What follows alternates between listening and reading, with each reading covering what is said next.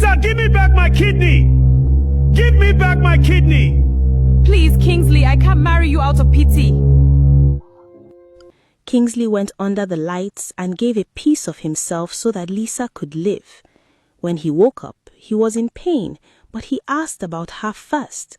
The nurse smiled and told him Lisa was stable. He closed his eyes and breathed and felt something settle inside him. The recovery was slow for both of them. They were in neighboring rooms for a while, and the nurses sometimes brought messages between them. Lisa cried when she found out what Kingsley had done. She cried for a long time and could not stop. When she was strong enough to sit up, she asked to see him, and when they brought her wheelchair to his room, she took his hand and said nothing for several minutes because there were no words big enough for what she felt. Kingsley just looked at her and smiled the way he always did, calm and quiet and without asking for anything in return. Months passed, and life came back to both of them slowly and beautifully. Kingsley returned to his business. Lisa recovered fully, her energy growing stronger every week, her laughter returning to its old brightness. They went for walks together in the evenings, first short ones around the estate, then longer ones as their bodies grew strong again.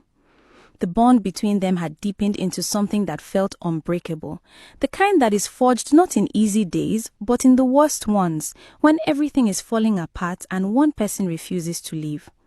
Kingsley started making plans. He knew what he wanted.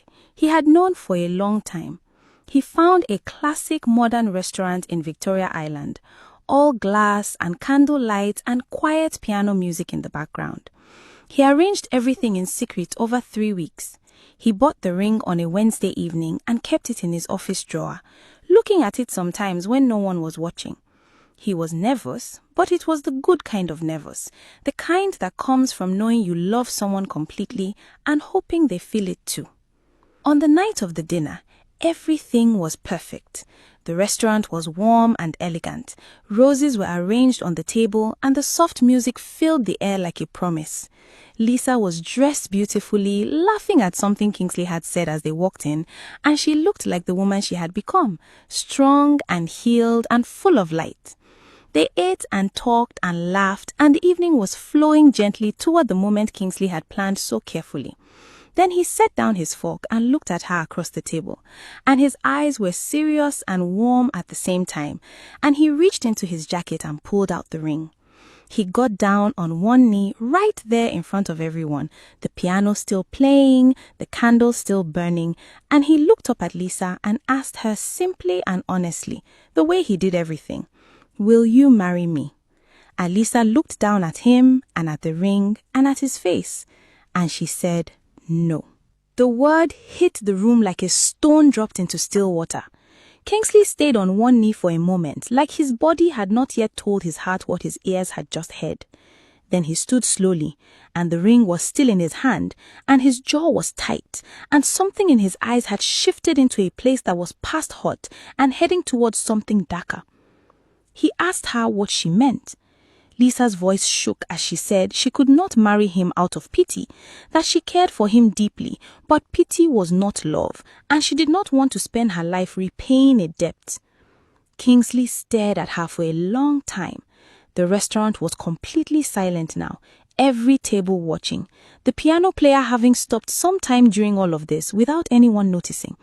And then Kingsley said the words that would end up in every conversation, every comment section, every debate around every table for months afterward. He said if she would not marry him, then she would have to give him back his kidney. And the whole world cracked open. What happened next is something people still argue about. Some say Kingsley was wrong to say what he said. Some say Lisa was wrong to refuse the man who gave her his own body to survive. Some say love cannot be bought with sacrifice. And some say gratitude is not the same as love. And some say he deserved better. And some say she was being honest and brave. But everyone agrees on one thing. This story was never simple. It was never just about a kidney or a ring or a restaurant on Victoria Island. It was about two people who met in the rain and walked together through fire, and what happens when the fire is over and you look at each other and realize you may not want the same thing after all. And that is the kind of pain no surgery in the world can fix. If this story moved you, hit that like button and subscribe. Drop in the comments, what do you think Lisa should have done? And what do you think Kingsley deserved? We read every single comment. See you in the next story.